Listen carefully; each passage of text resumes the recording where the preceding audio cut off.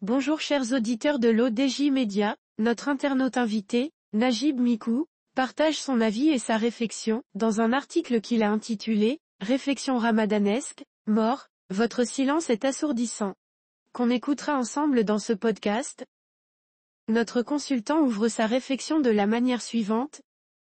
Ils décèdent puis plus rien. Ils partent même à jamais du fait que personne n'y est revenu. Et la vie continue comme si de rien n'était.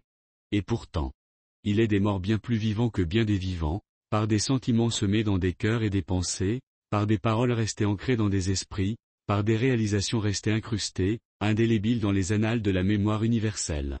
Etc. Bien plus, au-delà du strict culturel, très sélectif des morts vivants, les gènes maintiennent à jamais les morts, tous les morts, parmi les vivants. Le transfert naturel des gènes à travers la procréation, c'est la survivance des morts à travers leur progéniture.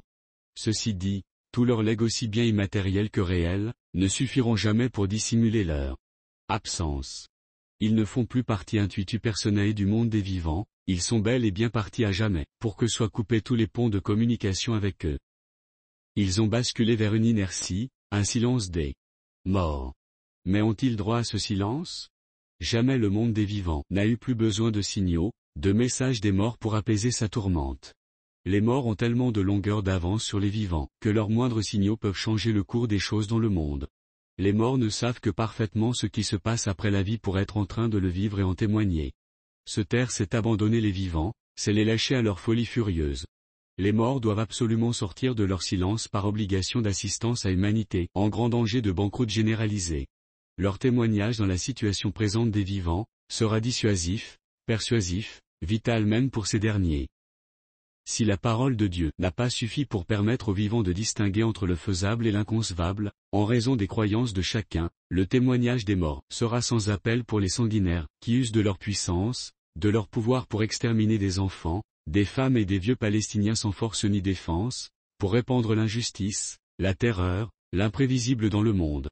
Bien au-delà de l'arrêt du génocide machiavélique auquel nous assistons contre le peuple palestinien, le témoignage des morts permettra l'arrêt de tous les conflits, de toutes les injustices, de tous les maux politiques, économiques et sociaux dont pâtit le monde, car la crainte de Dieu est le socle salvateur, libérateur des vivants.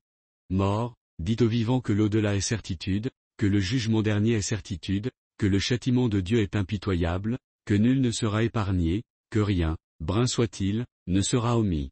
Rédigé par Najib Mikou. C'est tout pour aujourd'hui sur R212. On se dit au prochain podcast de nos internautes invités, restez à l'écoute pour plus d'actualités. Et merci de nous avoir écoutés, à très bientôt.